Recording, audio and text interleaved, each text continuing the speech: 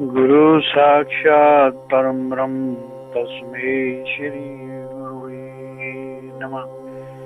ओम ओम ओम।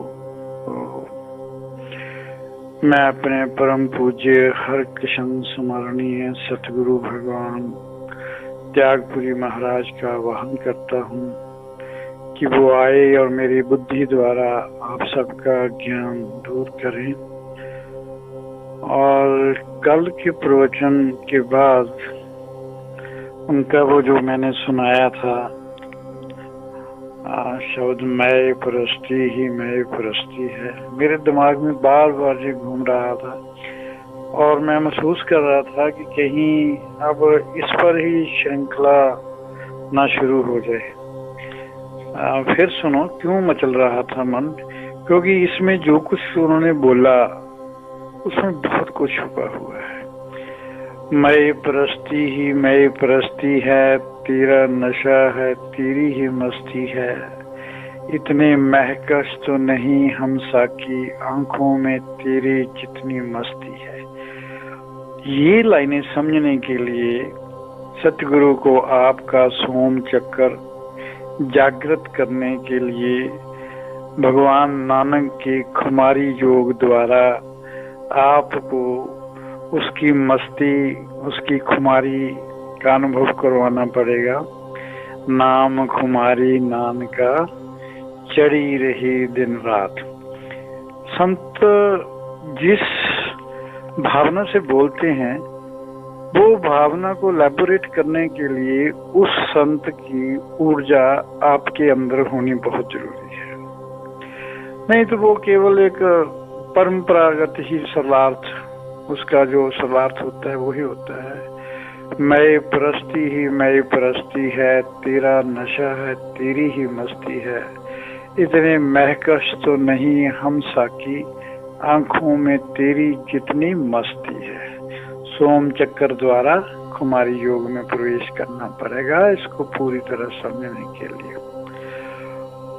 कौन बसता है दिल की बस्ती में, तू ही बसता है तेरी ही बस्ती है, जबकि बसते हो दिल की बस्ती में, आंख सूरत को क्यों तरसती है। ये शब्द ज्ञान योग से संबंध रखते हैं। मैं कौन हूँ, आज्ञा चक्कर सक्रिय होने से पहले ये आपकी समझ में आने वाला मैं ही हूँ। जबकि बसते हो दिल की बस्ती में, आंख सूरत को क्यों तरसती है। ये है भक्ति योग, हृदय चक्कर या अनाहत चक्कर। इसको सक्रिय करने से पहले ये समझ में नहीं आएगा। रूबरू होते हो तुम तो मिट जाता हूँ मैं, तेरी हस्ती ही मेरी हस्ती है। गौर से देख जरा वो देखने वाले, जो बुलंदी है वही परस्ती है। ये है सांख्य योग सहस्त्रार चक्कर से संबंधित। देखो कितनी छोटी सी ये उनके द्वारा बोले हुए शब्द हैं, पर कितना ज्ञान भरा है। सोम चक्कर खुमारी योग, आज्ञा चक्कर ज्ञान योग, हृदय चक्कर भक्ति योग, सांख्य चक्कर शास्त्र योग। कल जब मैंने कहा कि हाथ खड़े करो, अगर किसी को शक है अभी, तो जो भगवान के पहले जैसे बोले थे वो सच्चिदानंद तू नित्य निर्द्वंद तू जीव माना, बन गया देह का तू दीवाना। उस पर जो चल रहा था, जो ज्ञान की वर्षा भगवान के द्वारा आप पर हुई, किसी ने भी हाथ खड़ा नहीं किया। इसका मतलब कि सभी को मेरी बात समझ आ गई। और अगर अब जो नया सेशन चलेगा, मैं आपको कहता हूँ आप भी उस सेशन को अटेंड करिए, क्योंकि वो एबीसी से शुरू करूंगा। और जहां तक आपकी अध्यात्म ग्रोथ हो गई है, आपका वहां तक और जो आपने इतनी मेहनत की है बहुत ही सपोर्ट मिलेगी। क्योंकि अनहद से जुड़ना, अमृत से जुड़ना, दिव्य सुगंध से जुड़ना, दिव्य ऊर्जा से जुड़ना, दिव्य कुमारी से जुड़ना, दिव्य प्रकाश से जुड़ना, ये कोई छोटी बात है नहीं। जब इनमें से आपको 5-7 तो ऐसे हैं जिनको ये सब कुछ अनुभव है, और आप में एक तो ऐसा है जिसको ये सब का अनुभव है। पर मैं सोचता हूँ कि अगर आप फिर एबीसी से शुरू करके जैसे मैं करूँगा, अगर वैसा हो तो आपको काफी उसका। अब देखो भगवान नानक क्या कहते हैं, छोटा सा है, भगवान नानक को याद करेंगे और भगवान नानक की बात करेंगे। जैसे हमने सतगुरु नामदेव जी की, सतगुरु कबीर जी की बात की। अब देखिए भगवान नानक जी क्या कहते हैं। कहते हैं सर्व निवासी घट घट वासी, लेप नहु अलहियत, नानक कहत सुनो रे लोको, संत रसन को बहियत। नानक कहते हैं ये लोगों सुनो, वह परमात्मा सब में विराजमान है। हम भी क्या कहते आ रहे हैं आज से पहले कि भगवान अपनी कृति में खुद मौजूद, जिसको भगवान ने बनाया उसमें भगवान खुद मौजूद है। ये शरीर भगवान का मंदिर है। नानक भगवान भी यही कहते हैं, दुनिया के लोगों सुनो। वो अनाउंसमेंट करते हैं कि लोगों मेरी बात सुन लो, वह परमात्मा सब में विराजमान है, प्रत्येक शरीर में उसी का वास है, वह इस संसार के कण कण में विद्यमान है, उसे माया से तनक लगाव नहीं, वह परमात्मा संतों की जीवा पर बसता है। संत जन सज्जन भक्त लोग जीवा द्वारा उसका स्मरण करते हैं। क्या बात है। अब इतने संतों ने बोला, भगवान बोलते हैं, महाराज स्वामी त्यागपुरी जी बोलते हैं, उनका शिष्य स्वामी प्रज्ञानपुरी बोलते हैं, भक्त कबीर बोलते हैं, और भी बहुत से संतों की वाणी अगर आपको सुनाई हो तो थेम यही निकलेगा, सभी यही कहेंगे। नानक महाराज का कहने का कुछ तरीका बहुत ही सिंपल है, और जो भगवान नानक की वाणी, जब भगवान नानक के रास्ते, नाद और नूर के रास्ते परम सत्ता को उन्होंने पाया, और देखो ना, दिव्य दर्शनों के लिए आपको आंखें तो बंद करनी पड़ेंगी, मगर प्रभु का संगीत ओम सुनने के लिए, अनहद नाद सुनने के लिए आपको कोई क्रिया नहीं करनी पड़ेगी। हमेशा वो अगर सुन गया, जब से आप पैदा हुए तब से तो बज रहा है, सिर्फ है गुरु द्वारा उसका ज्ञान आगे करवाया नहीं गया। इसलिए भगवान नानक कहते हैं परमात्मा के बारे में सुनकर मैं हैरान। जी उनका पूरा शब्द है, मेरे को नहीं आता जी, उसका भावार्थ मैं बोल रहा हूँ।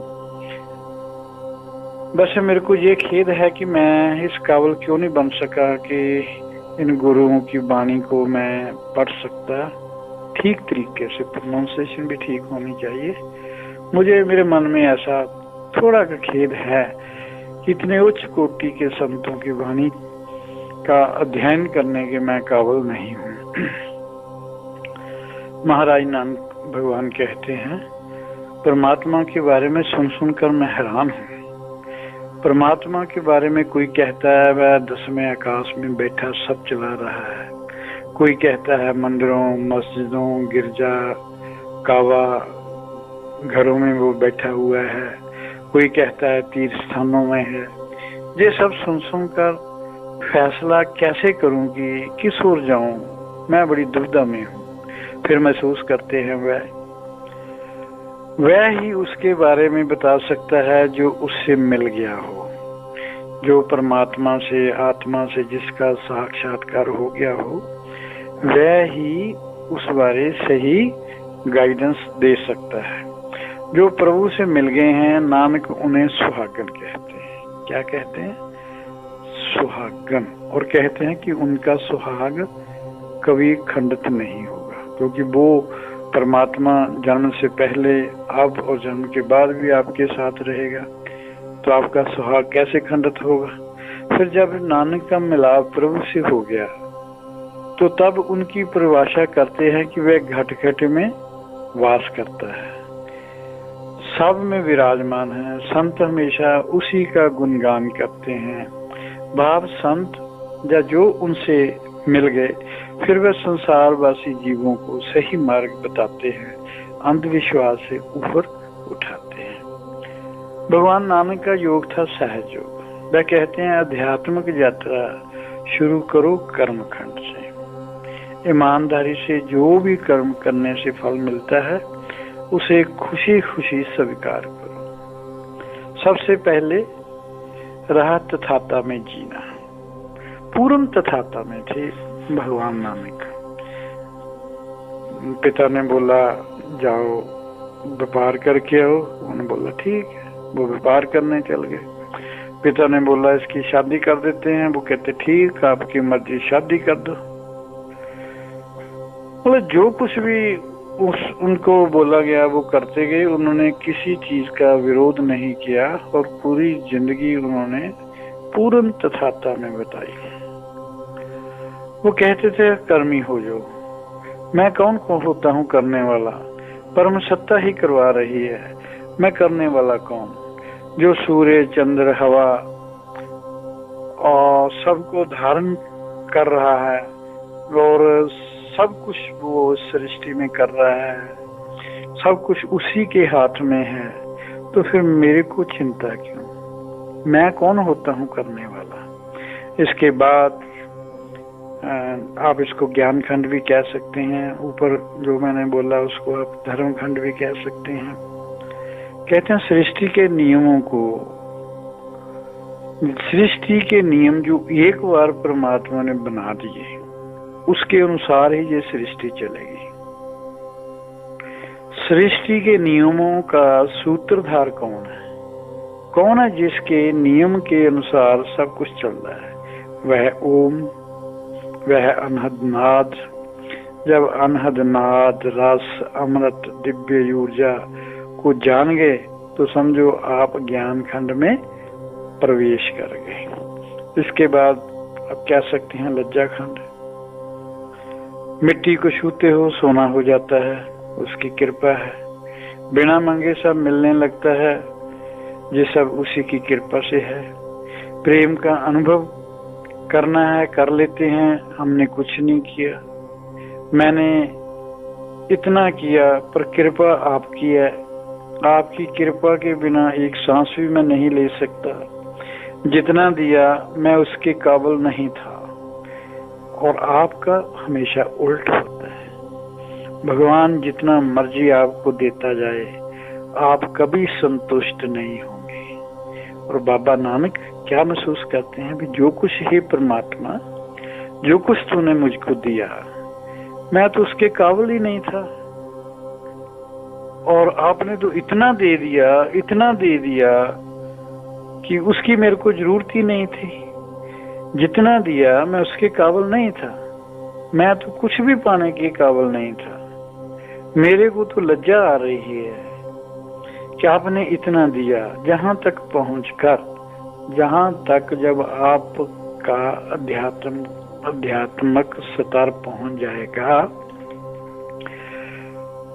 तब कहीं भी आप हो या संत ही क्यों न बन गए हों तो फिसलने की संभावना से बच कर रहना। ये फिसलना मैं बार बार कहता हूँ क्योंकि बहुत से संत मैंने अपनी जिंदगी में देखे हैं जो बहुत उच्च कोटि के साधक थे और फिसल कर आकाश से धरती पर फिर आ गए। तरस आता है उन पर। फिसल सकते हो इसकी होश रखो, इसके लिए जागरूकता रखो।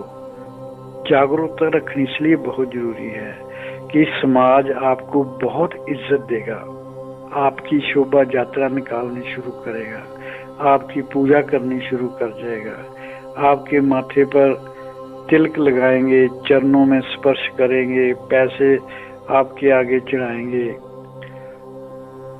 मान्यता, पूजा और ये सब कहीं आपके अंदर अहंकार खड़ा ना कर दे। अक्सर ऐसे ही होता है, जो गिरा हुआ अहंकार पर विजय प्राप्त जब कर ली होती है तो फिर अहंकार फिर अपने अंगड़ाई लेकर अपने जाल में फंसा लेता है और पूर्ण तृप्ति की आखिरी पौड़ी से फिसल जाते हैं।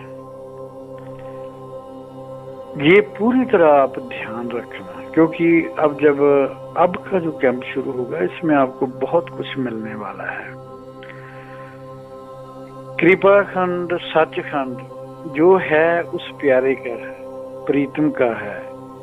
वो जो कर रहा है अच्छा है या बुरा है वो जाने, मेरा कोई योगदान नहीं है, केवल उसी की कृपा है। तुम भी पूरी तरह उसकी कृपा को महसूस करो, उसकी कृपा पर निर्भर हो जाओ, हर पल उसकी कृपा को महसूस करते रहो। जिस दिन उसकी कृपा को पूरी तरह महसूस करना शुरू कर दोगे उसी दिन से संत बन जाओगे। पक्की बात है, भगवे कपड़े डाले या नहीं डाले, पैंट कमीज नेकटाई लाए हुए भी आप संत बन जाओगे। वह अपने से मिला लेते हैं। फिर गुरु और शिष्य जब ऐसी स्टेज आती है आत्म साक्षात होने के बाद, फिर इस संसार से कोई रहता नहीं है, अटैचमेंट कुछ नहीं रहती, बंधन कुछ नहीं रहता, व्यक्ति विशेष से अटैचमेंट नहीं, स्थान विशेष से अटैचमेंट नहीं। बड़ी अजीब सी जिंदगी हो जाती है, जैसे परम तृप्ति, जहाँ हो वहाँ ही बहुत सुखी हो, कोई डिमांड नहीं। बहुत मजे की वो स्टेज है, जीने का मजा आता है। गुरु और शिष्य भी बराबर हो जाते हैं, कोई दास नहीं, कोई मालिक नहीं। कहीं कहीं तो ऐसा होता है ना, जो गुरु वो अपने आप को मालिक समझता है, शिष्य को वो अपना नौकर समझता है, पूरा शिष्य पर अपना अधिकार समझता है कि ये मेरा गुलाम है, इसको मैं जैसा चाहूँ मैं इसको वैसा ही करना चाहिए। शिष्य की किसी किस्म की स्वतंत्रता को वो सहन नहीं करते, बहुत देर तक इंतजार करवाते हैं, कई वर्षों तक अपने सेवा करवाते हैं। और जब ऐसी स्टेज आ जाती है तो फिर गुरु भी जो है उसकी नजरों में कोई शिष्य नहीं, सब बराबर हो जाते हैं, सब में भगवान ही दिखाई देने लगता है। इसके बाद गुरु अनहद नाव से जब जोड़ता है, ऐसे गुरु को ढूंढो जो आपको जल्द से जल्द कम से कम ओम के साथ तो जोड़ दे, अनहद से तो जोड़ दे, ओंकार से तो जोड़ दे, ताकि आपकी यात्रा शुरू तो हो जाए ना।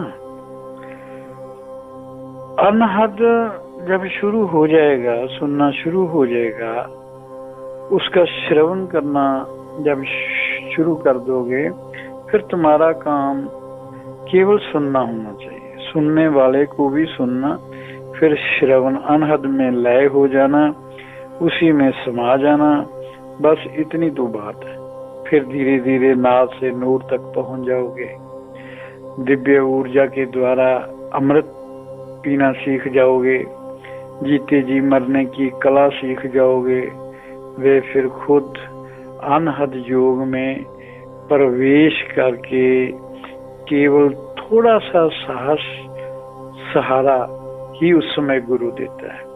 जब आप अनहद में पूरी तरह मतलब कि आप काम करते हुए भी उसको सुन रहे हैं, ट्रेन में यात्रा करते हुए भी उसको सुन रहे हैं, जब आप बहुत शोर शराबे की जगह में हो वहां भी आप सुन रहे हैं। वो शाश्वत मतलब 24 घंटे किसी भी स्थान पर आप चल जाएं, चाहे सुनसान जगह जंगल में चल जाएं, चाहे शहर के भीड़ भड़के में चल जाएं, वो आप सुनते ही रहेंगे। एक चेतना का स्तर, एक चेतना अनहद नाद को सुनती रहेगी, दूसरी चेतना संसारिक कार्य करवाती रहेगी। इसके बाद गुरु के बारे में तो ये भी उसका सहारा गुरु का सहयोग तो हर पल आपको चाहिए। ये जरूरी नहीं है कि गुरु जो शारीरिक रूप से आपके पास हो, आपकी जो अटैचमेंट है ना गुरु के साथ, वो भावनात्मक होनी चाहिए। भावनात्मक का मतलब है कि गुरु से किसी किस्म की भी आपकी उपेक्षा, किसी किस्म की भी गुरु से डिमांड, या किसी किस्म की सोच कि गुरु मेरी अध्यात्म ग्रोथ नहीं कर रहे, मुझे अध्यात्म ग्रोथ आगे बढ़ाने के लिए सहयोग नहीं कर रहे, बस कुछ डिमांड नहीं होनी चाहिए गुरु से। गुरु सब कुछ जानते हैं। जब आपकी उनसे भावनात्मक अटैचमेंट होगी तो गुरु कहीं भी होगा, उनकी वाइब्रेशंस हमेशा आपके साथ रहेंगी। उसका सहयोग, उसकी ऊर्जा, जैसे आपने देखा, मैं जब भी महसूस करता हूँ, जब भी मैं कुछ भी बोलना शुरू करने की मेरा मन होता है, तो मैं अपने सतगुरु भगवान त्यागपुरी जी का आवाहन करता हूँ कि भगवान आइए मेरे अंदर। मैं तो बुद्धिहीन हूँ, मैं तो कुछ बोल नहीं सकता, मेरे को तो कुछ आता ही नहीं बोलने, मेरे पास तो शब्द ही नहीं है, कैसे बोलूँगा। आप मेरे अंदर विराजमान होकर मेरी बुद्धि द्वारा आप सब पर ज्ञान की वर्षा करें। तो ऐसा होता है। मैंने तो, मेरा ख्याल है जब मेरी उम्र 15-16 साल की होगी, मैं तो तब से ही ऐसा महसूस कर रहा हूँ। जब मैं महसूस कर रहा हूँ तो आप क्यों नहीं महसूस कर रहे हैं? और जो पक्की बात है, स्पष्ट बात मैं आपको बताता हूँ, कभी भी मेरे मन से गुरु से कुछ भी कामना नहीं हुई कि गुरु मेरे को ये दे। बस जब भी मैं आंखें बंद करता हूँ, आपको याद होगा एक दफा मैंने प्रवचन करते हुए बोला था, जब आप आंखें बंद करते हैं और साधना शुरू करते हैं, उसी टाइम आपके मन में भगवान, सतगुरु भगवान का चेहरा आ जाना चाहिए। जब भी आप आराधना शुरू करते हैं, अगर भगवान का, अपने सतगुरु का चेहरा सामने आ जाता है, जब आप चाहो आंखें बंद करो, गुरु का चेहरा सामने, तो आपकी अध्यात्मक ग्रोथ को कोई रोक नहीं सकता। या यूं कह लो, आपकी अध्यात्मक ग्रोथ पर किसी किस्म की रुकावट नहीं आ सकती। ग्रोथ होती जाएगी, ग्रोथ होती जाएगी, जब तक आप पूर्ण समुंदर नहीं बन जाएंगे। पहले एक बूंद थी, फिर उसके एक नदी बनोगे, नदी से दरिया बनोगे, दरिया से फिर समुंदर में चले जाओगे। आपकी ग्रोथ, आपका विकास रुक ही नहीं सकता। सो बात कर रहे थे भगवान नानक की। भगवान नानक का रास्ता नार और नूर, और उसके बाद जब नार और नूर शाश्वत हो जाएगा, फिर असली प्रेम, असली प्रीत समझ में आ जाएगी। फिर महसूस करोगे हर बिन रह न सके मन मेरा। फिर हर भगवान नहीं होगा, पहले साकार रूप में गुरु का चेहरा ही आपके सामने आएगा। गुरु ही परम ब्रह्म, गुरु ही साकार रूप में इस धरती पर आप महसूस करने लग जाएंगे। फिर भगवान तो मेरे सामने है, मैं कहाँ ढूंढ रहा हूँ, ये गुरु ही तो मेरा भगवान है। फिर प्रभु की याद में आंसुओं को रोक नहीं सकोगे, सच्ची बात है। फिर रोने का मजा आएगा, उसकी याद में आंसू बहाने का अपना ही मजा है। फिर उसके ऊपर नए नए दरवाजे खुलने शुरू हो जाएंगे, नए नए रास्ते, जो नए नए अंजाम आपको दिखाई देने लगेंगे। और देखो, भगवान नानक के अनुसार जो कर्म खंड से सचखंड की यात्रा पूरी कर ले, उसी को लय युग में प्रवेश करवाना चाहिए। कबीर ने भी ऐसा ही कहा कि ओम के साथ ऐसे नहीं को आए तो शक्ति पर गुरु करके आपको ओम के साथ जोड़ दे। बाबा नानक भी ऐसा ही कहता है, कबीर जी भी ऐसा ही कहते हैं कि बिना पात्रता के ऐसा गुरु को नहीं करना चाहिए। कर्मखंड तथाता होकर कर्म करना, कर्मी बनकर कर्म करना, तथाता का मतलब पूरी तरह समर्पण, पूरा समर्पण। फल को उपहार या तोहफा समझकर स्वीकार करो, और वह जो करता है वही मेरे लिए अच्छा है। करता हम फल देने वाला वो, हम करता। हम तो क्रिया जो काम करते हैं करने की ताकत भी वो देता है। सिर्फ बुद्धि के द्वारा हम फैसला करते हैं ये करें चाहे ना करें, भगवान का भजन करें या झूठ बोलें या सत्य बोलें, या किसी को अपना काम करवाने के लिए रिश्वत दें या ना दें। मैं रिश्वत नहीं दूंगा, जितना इसने खराब करना है कर ले, मैं अपना आचरण नीचे नहीं करूंगा। थोड़ा नुकसान आप महसूस करेंगे पर बाद में आपको शांति मिलेगी कि आपने गलत काम नहीं किया। सो करता हम, फल देने वाला वो। धर्मखंड में सब उसके नियम से चल रहा है, ऐसी सोच हो जाती है, विकास होता है ना। जहाँ पर कर्मखंड में जो देता है उसका धन्यवाद हमें स्वीकार है। जो भी भगवान हमको देता है, जो हम पुरुषार्थ करते हैं, जो हमको उसका फल भगवान देता है, हम उसका धन्यवाद करते हैं और उसको स्वीकार करते हैं। भगवान से कोई हम शिकायत नहीं करते कि हमको थोड़ा दिया, ज्यादा मिलना चाहिए था। धर्मखंड में कर्ता भी वही, फल का मालिक भी वही। फिर क्या महसूस हम करते हैं, हे भगवान ये जो तुमने दिया ये तुम्हारा ही है, मेरा क्या है, मेरा तो इस कुछ भी नहीं, मेरा मुझ में कुछ नहीं, जो कुछ है सो तेरा। जो दिया है आपने मेरे को वो भी तेरा ही है, मेरा तो कुछ नहीं। कर्म भी उसका, फल भी उसका, कर्म भी उसका। अगर उसकी ताकत ना हो शरीर में तो कर्म कैसे करोगे? सो जो उसने दिया उसके फल को अहुभाव के साथ स्वीकार करो। हमेशा उसकी रजा में ही राजी रहना। जहाँ भगवान की, ओंकार की, ओम की, अमीन की शब्द को गुरु जानकारी दे देता है। जब ऐसा भाव आपके अंदर आ जाए, आपका मानसिक स्तर ऐसा बन जाए कि आप कभी भी किसी का बुरा करना तो एक तरफ कभी सोचेंगे भी नहीं। जैसे मैंने अपने पहले प्रवचनों में कहा, जब दिव्य शक्तियां आती हैं अंदर तो जो साधना से भगवान की ओर से आपको प्रसाद में मिलता रहता है, उससे संसारियों का भला भी हो सकता है और थोड़ा बहुत उसका नुकसान भी होने की ताकत भगवान दे देता है।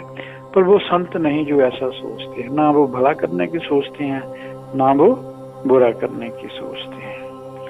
सो कंक्लूजन बाबे नानक की याद करके, बाबे नानक के प्रति बोल करके, बहुत बोलूंगा बाबे नानक के प्रति। ये भगवान के शब्द को कंप्लीट करने के लिए मेरा ख्याल शायद बाबा नानक जी आए हैं और उनका जो दृष्टिकोण है इतना सिंपल है, इतना जैसे लज्जाखंड में जहाँ सुमरन शुरू होता है महसूस होने लग जाता है मेरा पालन पोषण वह भगवान कर रहा है, मेरा ख्याल वो भगवान रख रहा है, वह मेरे ख्याल रखने के साथ साथ मेरे से प्यार भी करता है, वह मेरा ज्यादा ख्याल रखता है, अहंकार नहीं आने देता। ऐसा अहंकार भी नहीं आता कि प्रभु मेरा ज्यादा ख्याल रखता है, दूसरों का कम रखता है, ऐसी बात नहीं। अहंकार तो बीज रूप में होता ही नहीं संतों में। जिसमें थोड़ा भी अहंकार है वो संत है ही नहीं मेरे हिसाब से। तो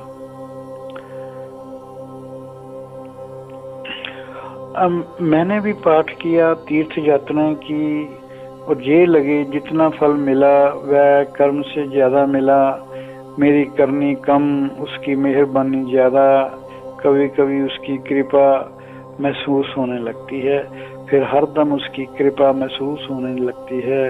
अपने जप तप का कोई अहंकार नहीं, अपनी तीर्थ यात्राओं का कोई अहंकार नहीं, किसी भी किस्म का अहंकार मन में लज्जा खंड में तो नहीं आता। फिर उसकी कृपा खंड इसको बोल देते हैं, मतलब प्रेम समाधि, सभी से प्रेम, कृपा की लगातार महसूस करते रहते हैं। प्रभु की कृपा हमेशा बरस रही है, उसकी कृपा से सब हो रहा है।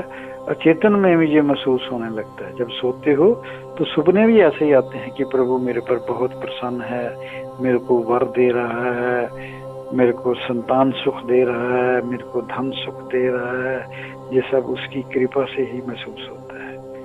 नानक नाम जहाज है। जहाज को पहले पटड़ी चाहिए खड़े होने के लिए, उड़ने के लिए, फिर आपको जहाज तक जाने के लिए रास्ता चाहिए। जैसे जहाज दिल्ली से उड़ेगा तो आपको यात्रा पहले ट्रेन से करनी पड़ेगी, उसके अंदर जाकर फिर कुछ पैदल जाना पड़ेगा अपना सामान लेकर। और असली खेल शुरू होता है लहजों की यात्रा, हवाई जहाज की यात्रा। पैदल हवाई जहाज तक जाना कर्मकांड। पानी के जहाज से भी जा सकते हो, दूसरे जहाज से भी जा सकते हो। जैसे आपने दिल्ली जाना है, साइकिल से जा सकते हो, फिर स्कूटर से जा सकते हो, अभी बस से जा सकते हो, सुपर फास्ट ट्रेन से जा सकते हो, बाई एयर भी जा सकते हो। ये सब डिपेंड करता है आपकी पात्रता पर। जैसे मैंने बोला कि जो पानी है वो 100 डिग्री पर ही उबलेगा। जिसकी तैयारी 99 डिग्री पहले हो चुकी है उसको सीधा हवाई जहाज में संत बिठा देते हैं।